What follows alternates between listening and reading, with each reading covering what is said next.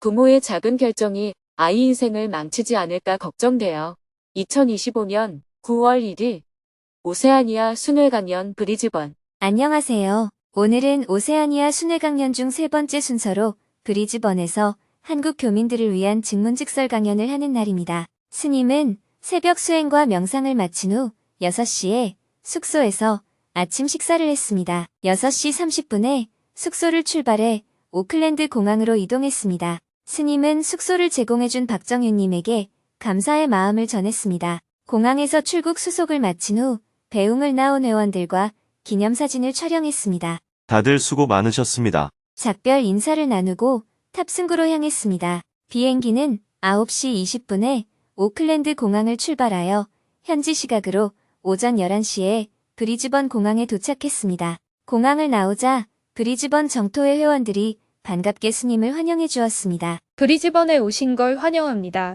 반갑게 인사를 나누고 기념사진을 찍은 후 곧바로 숙소로 향했습니다. 공항에서 차로 30분을 달려 숙소에 도착했습니다. 점심 식사를 한 후 한국과 연락하며 업무를 처리하고 휴식을 취했습니다. 해가 저물고 저녁 6시가 되어 강연장으로 이동했습니다. 차로 30분을 이동하여 강연장에 도착했습니다. 오늘 강연이 열리는 곳은 브리즈번 기술 및 전시센터입니다. 브리즈번에서 다양한 세미나와 박람회, 전시회가 열리는 공간인데 오늘은 한국 교민들을 위한 증문즉설 강연이 열렸습니다. 스님이 강연장에 도착하자 곳곳에서 봉사자들이 청중들을 반갑게 맞이하고 있었습니다. 젊은 사람들이 강연장을 많이 찾아왔습니다. 저녁 7시가 되자 320여 명이 자리한 가운데 스님이 무대에 올랐습니다. 뜨거운 박수갈채와 환호가 쏟아졌습니다. 스님이 웃으며 인사말을 했습니다. 우리가 인생을 살아가면서 겪는 이런저런 문제들에 대해서 가볍게 친구가 친구에게 얘기하듯이 대화하는 게 증문즉설입니다. 이렇게 대화하다 보면 별일 아니네 하는 생각이 들 수도 있고 이렇게 하면 되겠네 하고 생각할 수도 있습니다. 그러면 그 문제는 해결이 되었다고 말할 수 있어요. 인생에는 정답이 없습니다. 그래서 증문즉설에서는 특정한 답을 주는 것이 아니에요. 어떤 분들은 자꾸 스님께서는 어떻게 그렇게 좋은 답을 주십니까? 하며 증문즉답이라고 하는데 저는 답을 드린 적이 없습니다. 그냥 대화를 하는 거예요. 대화를 하는 중에 본인이 스스로 해결책을 찾는 것입니다. 그러므로 누구든 어떤 주제이든 이야기할 수 있습니다. 이어서 사전에 질문을 신청한 7명부터 스님과 대화를 나누었습니다. 강연의 후반부에는 즉석에서 4명이 추가로 질문하고 스님과 대화를 나누었습니다. 2시간 동안 11명이 스님에게 질문을 할 수 있었습니다. 그중 1명은 아이의 행복한 성장을 위해 부모가 내리는 작은 결정 하나하나가 과연 옳은지, 그 불안한 마음을 어떻게 다스려야 할지에 대해 스님에게 조언을 구했습니다. 부모의 작은 결정이 아이 인생을 망치지 않을까 걱정돼요. 저는 만 1살, 4살 남매를 둔 엄마입니다. 아직 아이들이 어려서 부모인 제가 대신 결정해야 하는 것들이 많은데 그 결정이 아이들의 미래나 행복에 큰 영향을 끼친다고 생각하니 부담스럽습니다. 혼육의 기준이 잘못된 건 아닌지, 다른 유치원에 보냈으면 어느 환경이 더 좋지 않았을지, 어떻게 놀아줘야 사회성 발달에 좋을지 늘 선택과 과정과 결과에 대해 불안감이 큽니다. 아이들이 바르게 자라지 못하면 오롯이 제 잘못이라고 생각하기에 걱정이 끝이 없습니다. 제가 육아관에 확신을 갖고 아이들을 키울 수 있도록 조언을 부탁드립니다. 엄마가 지금 초조하고 불안하니 아이들도 초조하고 불안할 것입니다. 지금 질문자는 이걸 할까, 저걸 할까, 이렇게 하는 게 좋을까, 저렇게 하는 게 좋을까 하며 늘 우유부단하고 결정을 잘 못하고 있는 겁니다. 결정해 놓고 또 후회를 하고요. 그런데 아이들은 엄마의 보살핌 속에서 자라면서 그대로 배우게 됩니다. 그래서 아이들도 엄마처럼 이걸 할까, 저걸 할까, 여기 갈까, 저기 갈까, 돈 많은 사람과 결혼할까, 잘생긴 사람과 결혼할까 하며 끝없이 고민하는 성향으로 자라게 됩니다. 질문자를 닮아서요. 그래서 지금 질문자의 상태를 보면 아이들도 그렇게 썩 좋은 결과를 얻기는 어렵겠다고 짐작할 수 있습니다. 개가 강아지를 키울 때 어떻게 키워야 개답게 자랄까 하고 고민할까요? 아닙니다. 그냥 키웁니다. 젖 먹이고 다른 동물이 새끼를 해치려 하면 막아주고 그러면서 강아지가 자라는 겁니다. 동물은 유전인자대로 성장하는 부분이 하나 있고 어미의 행동을 보고 배우는 부분이 있습니다. 사람도 비슷합니다. 유전적으로 정해진 부분이 있고 어릴 때 엄마가 하는 행동을 본받는 부분이 있습니다. 그러므로 엄마의 심리가 편안하면 아이 심리도 편안하게 형성되고 엄마가 초조 불안하면 아이도 초조 불안해집니다. 엄마가 가난을 열등하게 여기면 아이도 그렇게 배우고 엄마가 외모를 지나치게 따지면 아이도 자기 외모에 대해 열등감을 갖게 됩니다. 그대로 따라가는 거예요. 성장기를 나눠보면 3살까지는 자아가 형성되는 시기입니다. 이때는 무엇을 가르치는 것이 아니라 심리를 안정시켜주는 것이 가장 중요합니다. 할머니가 키우면 할머니의 심리가 안정되어야 하고 유모가 키우면 유모의 심리가 안정되어야 하고 키우는 사람이 엄마라면 엄마의 심리가 안정되어야 합니다.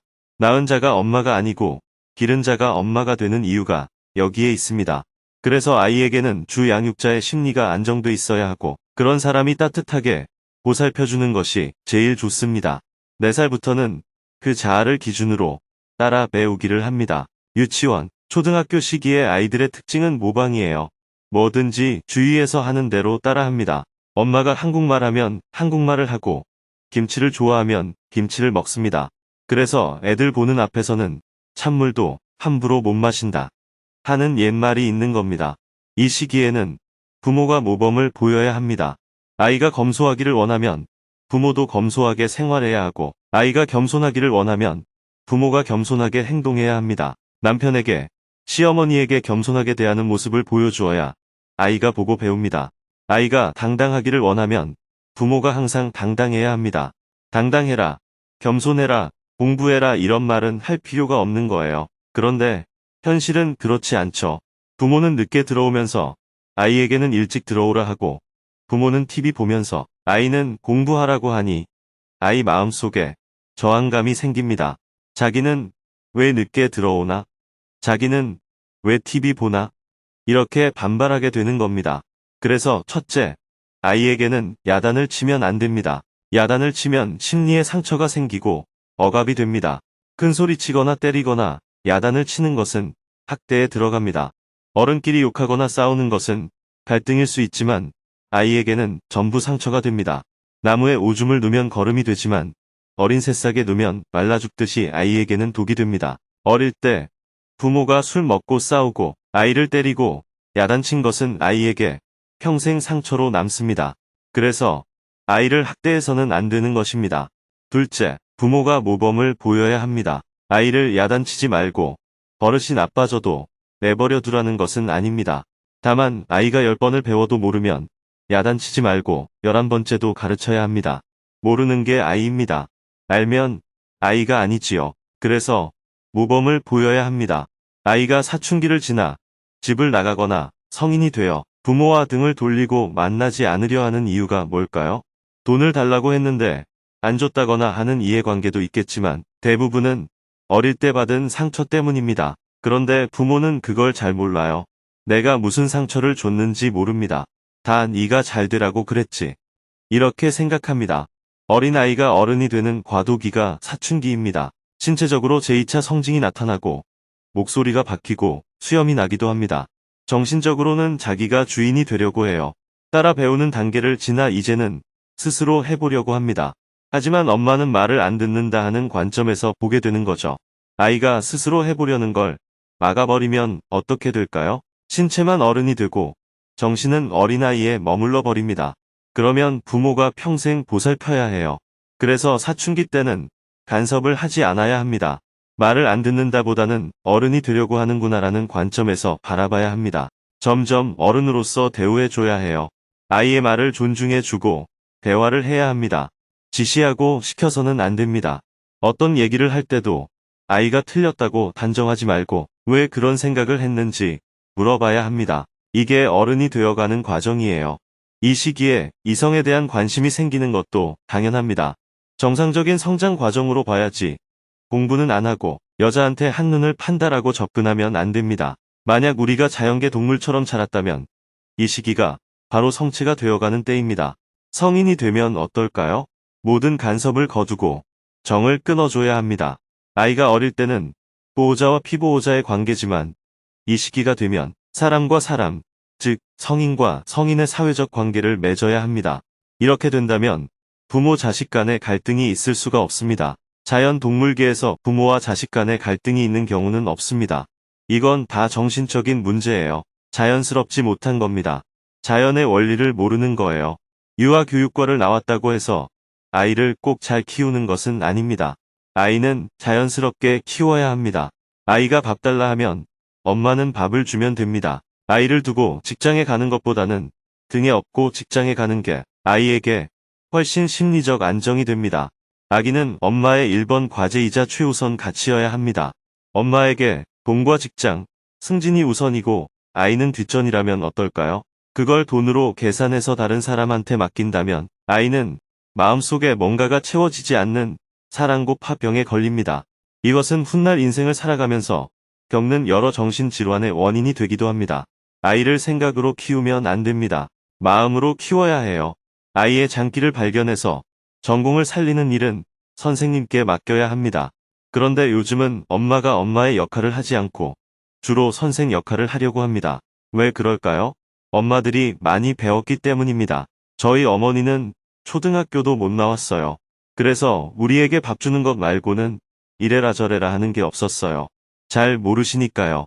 아이의 교육과 진로는 선생님과 선배들과 함께 의논해서 해나가는 것입니다. 그런데 여러분은 많이 배워서 아는 게 많기 때문에 아이의 대학이나 결혼까지 전부 관여하려고 합니다.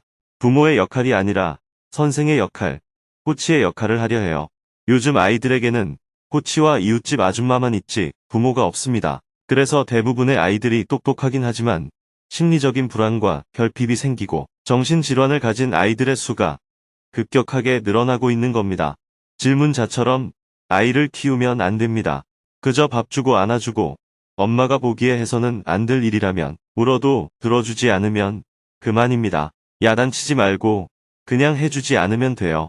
여러분은 아이에게 야단을 심하게 치고 그러고 나서는 또 해달라는 대로 해줍니다. 야단쳐서 심리적 억압을 만들고 해달라는 걸 들어줘서 버릇을 나쁘게 만듭니다. 이걸 경상도 말로 디비 쫀다라고 합니다. 어릴 때는 따뜻하게 보살펴야 하는데 내팽개치고 사춘기부터는 지켜봐야 하는데 그때 가서 애를 돌본다고 난리를 피우는 것도 다 디비 쪼는 겁니다. 불교 용어로는 전도몽상, 즉 거꾸로 하고 있는 것입니다. 아이는 자연스럽게 키워야 합니다. 어떻게 해야 하는지 모르겠으면 집에 제비를 한 마리 키워보세요. 제비가 새끼에게 어떻게 하는지 보면 금방 알 수 있습니다. 질문자처럼 아이를 너무 생각으로 키우면 아이의 정신이 복잡해집니다. 그냥 넘어지면 일으켜 세워주고 다치면 치료해주면 됩니다. 다친다고 그네를 못하게 하면 아이는 평생 그네를 못하게 됩니다. 배움에는 언제나 위험이 있습니다. 부모의 역할은 그네를 못하게 하는 게 아니라 떨어지면 빨리 병원에 데려가는 겁니다. 그렇게 지켜봐 줘야 해요. 부모가 그네 줄을 잡고 있으면 아이는 그네를 못합니다. 과잉 보호를 해도 안 되고 학대를 해도 안 됩니다. 많은 부모가 과잉 보호와 학대를 동시에 합니다. 엄마는 그저 자기 삶을 행복하게 살아가면 됩니다. 아이를 학대하지 않고 또한 방치하지도 않고 자기 생활을 즐겁게 나간다면 아이는 저절로 따라 배워서 행복해집니다. 제가 쓴 엄마 수업이란 책이 있어요. 한번 읽어보시길 바랍니다. 질문자처럼 생각하면 엄마가 되기가 어렵습니다. 어릴 때를 생각해보세요. 부모가 나한테 어떻게 했으면 좋았을 것 같은지 생각해보세요. 자기가 아무리 잘못을 했어도 엄마가 야단치면 기분이 안 좋았죠. 그렇다고 잘못한 걸 그냥 내버려 두면 버릇이 나빠집니다. 그러니 야단치지 말고 잘못된 요구는 안 들어주면 됩니다. 아이가 밥을 안 먹겠다고 하면 엄마는 야단을 치고 또 밥을 차려줍니다. 그럴 때는 야단치지 말고 밥그릇을 치워버리면 됩니다. 그런데 그게 잘 안 되지요. 다시 아이가 밥을 달라고 하면 주면 됩니다. 야단칠 필요는 없어요. 부모는 아이를 다룰 수 있는 카드가 10가지, 20가지 되는 유리한 국면에 있습니다. 아이는 대응할 수 있는 게 없잖아요. 그런데 부모가 뭐 때문에 큰 소리를 칩니까? 그것은 강아지가 짖듯이 불리한 사람이 하는 행동입니다. 감사합니다. 잘 알았습니다. 계속해서 질문들이 이어졌습니다. 하고 싶은 일과 해야 하는 일 중에 우선순위를 정하는 것이 어렵습니다. 이럴 때는 어떤 일을 먼저 해야 하나요? 친구들과 고민을 나눠도 해결책을 얻지 못해 고민을 쌓아두는 습관이 생겼습니다. 어떻게 하면 스트레스를 바람직하게 해결할 수 있을까요? 제 직업은 타투이스트입니다. 부모님께 솔직하게 제 직업이 무엇인지 말하지 못하고 있어서 고민입니다. 나이가 들면서 늘어나는 불안함을 어떻게 하면 감소시킬 수 있을까요? 아들의 영어 성적과 결혼 문제와 관련해서 진솔하게 대화를 나누고 싶은데 저는 말주변이 없어 고민입니다. 어떻게 하면 아들과 대화를 잘 나눌 수 있을까요? 아버지가 돌아가신 후 홀로 계신 어머니에 대한 동정심이 커졌습니다. 어머니를 부양해야 한다는 강박과 책임감을 덜어낼 수 있는 방법을 찾고 싶습니다. 인종차별을 당했을 때 아버지가 자식 앞에서 현명하게 대처하는 모습을 보여주려면 어떻게 해야 할까요? 동료가 말이 너무 많아서 들어주기가 힘듭니다. 말이 많은 사람에 대해 어떻게 대처해야 하나요? 아이가 다니는 학교에서 인종차별이 점점 늘어나고 있습니다. 아이에게 현명한 해결책을 주고 싶습니다. 지금 남북 통일은 더 멀어지고 있나요? 언제쯤 통일이 가능할까요? 부정적인 생각이 쉽게 일어나고 화가 날 때는 주체할 수가 없습니다. 주어진 상황을 긍정적으로 보려면 어떻게 해야 하나요? 모든 질문에 대해 답변을 한 후 마지막으로 스님이 마무리 말씀을 해주었습니다. 저의 관심은 여러분이 얼마나 행복하게 사느냐입니다. 지위가 높으냐, 돈을 많이 버느냐, 결혼을 했느냐, 안 했느냐. 이런 건 제 관심사가 아니에요. 저는 살아있는 동안 고뇌 없이, 스트레스 없이 살 수 있느냐가 중요하다고 생각합니다. 그 길이 있으니 저는 그 길을 가는 관점에 대해서 말씀드리는 겁니다. 돈을 어떻게 버느냐는 다른데 물어보세요. 저는 그런데 별 관심이 없고 관여하지도 않습니다.